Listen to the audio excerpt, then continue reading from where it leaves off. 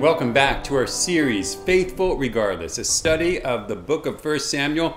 And it is so filled with adventure. We came to the part in the story where Saul is declining as king. David is ascending as king. But right now, as we ended chapter 21, David had become a fugitive, running from Saul. Saul wanted to kill him. And he had gone to the priestly city of Nob, and he lied to them, saying he's on a secret mission from Saul. Help me, give me some food, give me a weapon.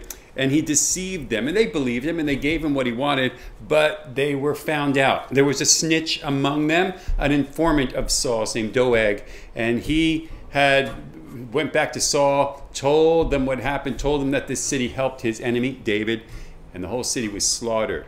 So when we last saw David, he's trying to secretly hide and find refuge in, guess what? The enemy city, the Philistine city of Achish. And when he was identified, hey, this is David who kills 10,000. He was fearful that he was found out and exposed, so he just started to act like he was insane. So insane that even Achish, the ruler of the Philistines of the city, did not want anything to do with him. So 1 Samuel 21, we ended the chapter with this. That day, David fled from Saul and went to Achish, king of Gath. But the servants of Achish said to him, "Isn't this David, the king of the land? Isn't he the one they sing about in their dances? Saul has slain his thousands, David his 10,000s."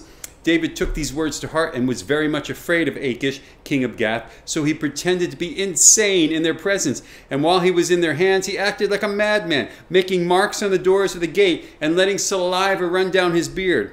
And then Achish said to his servants, "Look at that man. He's insane. Why bring him to me? Am I so short of madmen that you have to bring this fellow here to carry on like this in front of him? Must this man come to my house?" And that's how chapter 21 ends. David acting like an insane madman and then being rejected even from Achish in the city of Gath. And now he's all alone, continuing to run away from God, really, run away from Saul, run away from his integrity. And he finds himself in one of the lowest points in his life, and he ends up in a cave. And that's how 1 Samuel 22:1 starts. In fact, it starts with these words. It says, David left Gath and escaped to the cave of Adullam. Now he's in the cave of Adullam. Now the verse actually continues right away, but I want to pause right there. David left Gath. Now he's in a cave all by himself, one of the lowest points of his life. He went from national champion back with Saul. He was anointed as the next king by Samuel. He was living in a palace with his best friend, the son of Saul, Jonathan. He's experiencing the presence of God regularly. He's having victory in battle. He's having the time of his life just a few, perhaps days ago. And now he finds himself in a place where he's desperate, he's humiliated, he's defeated, he's a fugitive, he's hungry, he's all alone, and he's afraid, and he's in this dark cave, the cave of Adullam. And there he is in the darkness. I think about what he must have felt like, being rejected by his household, which had become Saul, not knowing how he's going to get his next meal, knowing he lied and that lie could lead to destruction, and it does. How did he feel? He probably felt a lot like Jonah did in the belly of the whale. Alone, dark, desolate, hopeless. And he could do nothing from that place except one thing. It's the same thing, by the way, that Jonah did. He cried out to God. It's all he could do, and it's exactly what he did. How do we know this? Well, he wrote about it. He wrote exactly what he was feeling at that time. He wrote exactly what he did at that time. And he did it in a sort of a prayer set to perhaps some type of plaintive music. Well, that's how it's described. And we find this and we read this in something we call Psalm 142. So we're jumping out of 1 Samuel into Psalm 142, and we'll read this. Psalm 142, a maskil of David when he was in the cave, a prayer. Maskil is a prayer set to music. Verse 1. I cry aloud to the Lord. I lift up my voice to the Lord of mercy. I pour out before him my complaint. Before him I tell my trouble. When my spirit grows faint within me, it is you who watch over my way. In the path where I walk, people have hidden a snare for me. Look and see, there is no one at my right hand. No one is concerned for me. I have no refuge. No one cares for my life. I cry to you, Lord. I say, you are my refuge, my portion in the land of the living. Listen to my cry, for I am in desperate need. Rescue me from those who pursue me, for they're too strong for me. Set me free from my prison, that I may praise your name. Then the righteous will gather about me because of your goodness to me. This is a deep prayer of desperation, a deep prayer to God for help and rescue. And you know what? The Lord heard his cry and answered his prayer. Soon, very soon, his family came to him to encourage him. Others gathered around him. People who were in distress and discontent themselves, they gathered around and vowed to follow him. The Lord answered his prayer, rescued and restored him. This was a turning point in David's life, a pinnacle moment. Who knows how deep the despair would have gone if he didn't find himself in that cave crying out to God. But he did, and he humbled himself before the Lord. And because he humbled himself and cried out to God, instead of what he had been doing, operated in his own pride and deception like he had just done before, well, the Lord answers his prayer. And that verse 1, continues. It says, when his brothers and his father's household heard about it, they went down to him there. All those who were in distress or in debt or discontented gathered around him, and he became their commander. About 400 men were with him.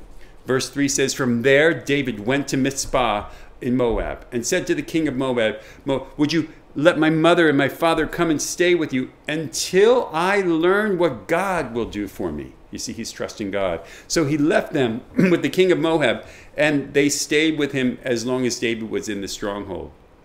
In verse 5, but the prophet Gad said to David, do not stay in the stronghold. Go into the land of Judah. So David left and went to the forest of Hereth.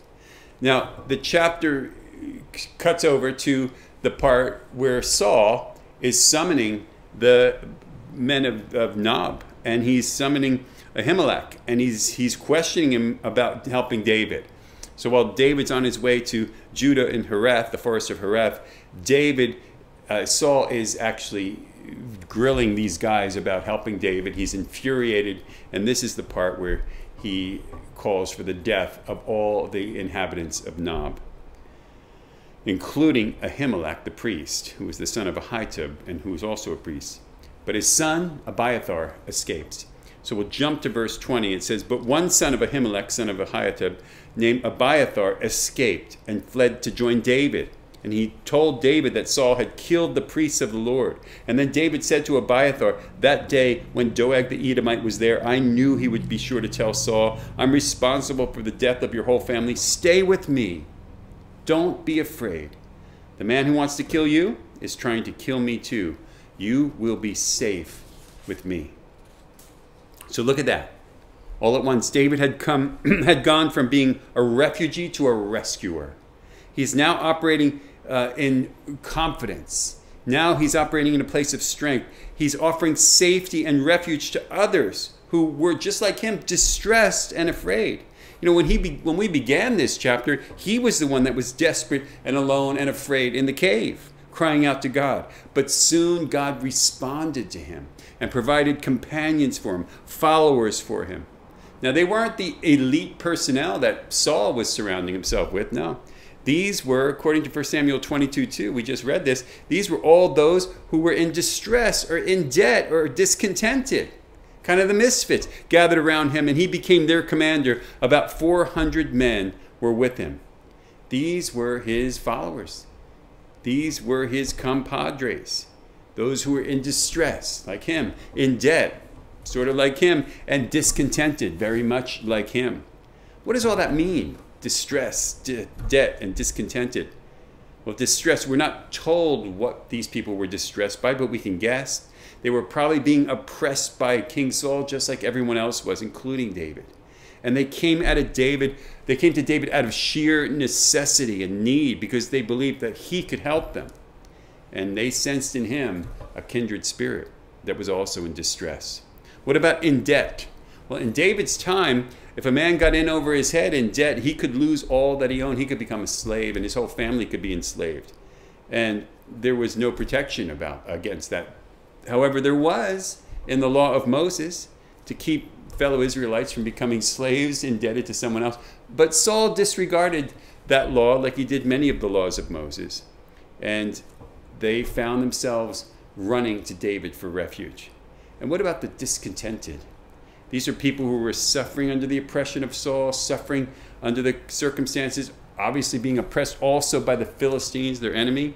They're discontent, they're bitter in soul, and maybe, once again, they found something kindred in David, who was also feeling this way.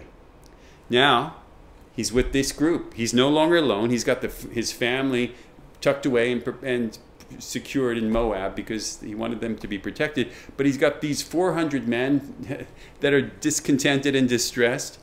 But he also has Abiathar. Abiathar, the priest. And this is a man who becomes very important to David. Remember, he just got rescued. He ran away, actually, from the slaughter. His whole family was slaughtered. And Abiathar is of great service to David, especially much later when David's own son rebels against him, Absalom, wanting to kill David. Abiathar played heavily into the help of David in that point. He becomes the king's counselor. He becomes the high priest when David ascended the throne. So the Lord is now with David. He's blessing David, not because of anything other than David is seeking the Lord instead of seeking his own way. David is humbling himself and trusting God instead of taking matters into his own hands. Now, at the start of 1 Samuel 23, he got this small, very committed army. He has the covering of the Lord. And let's see what he does with that. Move on to chapter 23, first 5 verses. When David was told, look, the Philistines are fighting against Keilah, and they are looting the threshing floors, he inquired of the Lord, saying, shall I go and attack these Philistines? And the Lord answered him, go attack the Philistines and save Keilah. But David's men said, here in Judah we are afraid. How much more then if we go to Keilah against the Philistine forces? Once again, David inquired of the Lord, and the Lord answered him, go down to Keilah, for I am going to give the Philistines into your hands. So David and his men went to Keilah. They fought the Philistines and carried off their livestock. He inflicted heavy losses on the Philistines and saved the people of Keilah. A victory. A victory for a man who was desperate, alone in a cave just a few verses ago.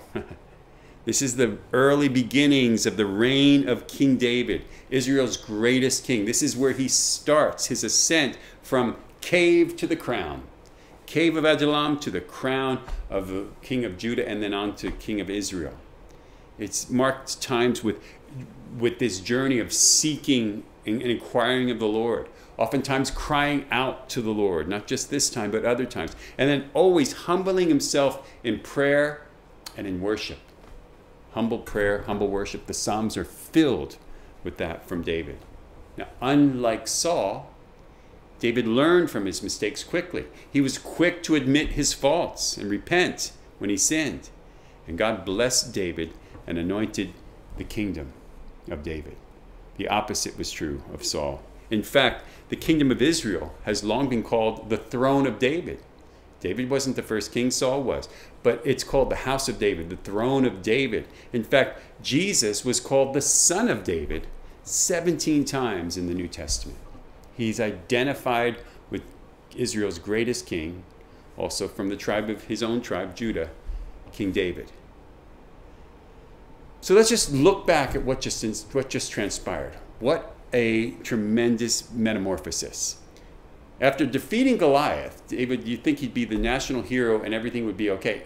And he even adds to that. Not only does he defeat Goliath, but he goes after tens of thousands of Philistines and defeats them as well. But Saul was so jealous, so here's what happens.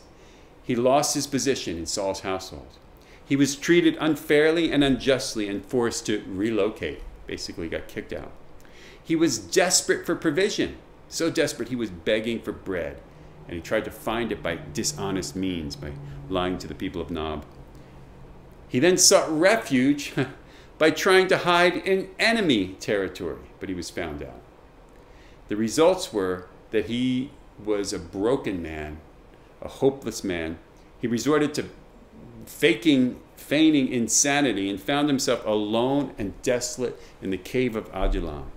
And it wasn't until there where he was humbled by God and really crying out to God that David was restored. Think about that journey, that succession of events in his life. Have you ever felt that way? Have you ever felt that you've lost everything and everything's hopeless? Maybe you lost your job, your home, your marriage, or something or someone else. Maybe you were treated unjustly and unfairly by those that you trusted. Maybe you were forced to move or relocated. Maybe you'd become desperate, so desperate for provision that you worried how you ever make ends meet. Maybe you even considered finding comfort or relief by going outside the camp. You know, people in worldly places. Have you ever felt like God has forsaken or forgotten you? Or that you made so many mistakes that he might as well have? And you feel like you're all alone in a cave. All of us have felt that way. There have been several times in my life where I felt just like David did in that cave of Adullam. I couldn't see how God was going to work things out. Things seemed to have become so desperate and awful, hopeless in my life. But I know when you're at that place, just like David, you pretty much have nothing else that you can do but cry out to God for help, for rescue. And God is so faithful to answer those prayers. If any of you ever felt that way, you're in good company. You're just like the rest of us, and you're very much like King David. And David soon rose from that cave to prominence. It took years, but it was an ascension to the throne. And his army, this little band of misfits that were discontent and in debt and disillusioned, they grew and they grew, and they soon became the most powerful force in the land. He's eventually becomes surrounded by the wisest and the most skilled people to ever serve any king. And his kingdom flourished and it prospered until he himself rose to a level of greatness that few other Bible characters have ever achieved. He is listed among the greatest Bible characters that there is in both the Old and New Testament. But remember, he did not start out that way. This journey that we just saw did not start out that way. He started out all alone, crying out to God in desperation. He started out surrounded by a group of misfits, distressed, in debt, discontented people who were as aware of their dire need for God's favor as David was. And maybe that's you. Maybe you're distressed because you've lost someone or something important in your life. Maybe you're in debt and you have bills and mortgage and you have material needs and you have no way how you're going to be able to pay for them. Maybe you're discontented. Yeah, suffering discontent because of the wrong things that were done to you, or maybe even wrong things done by you, or maybe just the good things that you hoped to receive did not come to you, and that's led to deep discontentment. Proverbs calls it heart sickness. If you feel like you are in the cave of Adullam in your life, and you're all alone, and you're afraid, and you feel hopeless, I want to tell you, you're in a very good place. How do I say that, and why do I say that? You're in a very good place because God keeps his promises, and one of them is right there in Psalm 46:1. God is our refuge and our strength and an ever-present help in time of trouble. Our refuge and our strength. Some versions say a very present help in time of need, and that's what you need, that help, that strength, and that refuge. And I encourage you to cry out to God and watch what happens. Now remember, be careful not to try to find your own way out and untangle it yourself. Don't rely on your own abilities. Don't desperately pursue resources and try to take for yourself, especially by dishonest gain, instead of trusting God. No, no, no. Rely upon Him, trust in Him, cry out to Him, and let Him deliver. Remember the prayer that David prayed. I call it the prayer of Dave in the cave. It's just Psalm 142. And pray that prayer yourself. We'll pray it as we close. Psalm 142. I cry aloud to the Lord. I lift up my voice to the Lord for mercy. I pour out before Him my complaint. Before Him I tell my trouble. When my spirit grows faint within me, it is you who watch over my way. I cry to you, Lord.